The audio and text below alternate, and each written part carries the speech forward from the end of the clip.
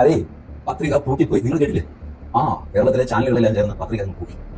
പക്ഷേ പോലീസോ കോടതിയോ ഒന്നും പത്രിക പൂട്ടിയില്ല. കാര്യങ്ങളൊക്കെ നിങ്ങൾ അറിഞ്ഞു. അപ്പോൾ വെറുതെ മജിസ്ട്രേറ്റിനെ മെനക്കെടുത്തിന് പ്രശ്നം. സത്യത്തിൽ ഈ കേരളം ഭരിക്കണത് ആരാ? എനിക്ക് ഭയങ്കര സംശയമായിട്ട് ചോദിക്കുകയാണ്.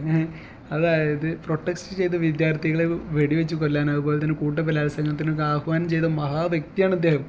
ഇദ്ദേഹത്തിന് ഒരു ദിവസം പോലും ജയിലിലിടാൻ പറ്റിയിട്ടില്ല.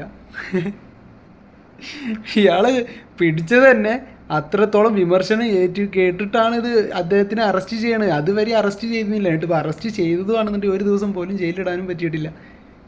ഇപ്പോൾ അത് കേരളത്തിലുള്ള ജനങ്ങളെ മൊത്തത്തിലും പരിഹസിച്ചിട്ട് അദ്ദേഹത്തിൻ്റെ ആ ചീഞ്ഞ ചാനൽ വീഡിയോ ഇട്ടിട്ടിരിക്കണേ.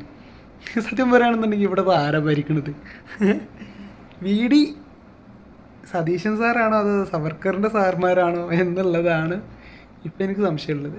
എന്തായാലും 3 സീറ്റാണെന്നുണ്ടെങ്കിൽ 105 സീറ്റിൻ്റെ ബലമുണ്ട്. പവർ വേണ്ടപ്പെട്ടവർക്കൊക്കെ കിട്ടിക്കൊണ്ടിരിക്കുന്നുണ്ട്. നടക്കട്ടെ എന്തായാലും.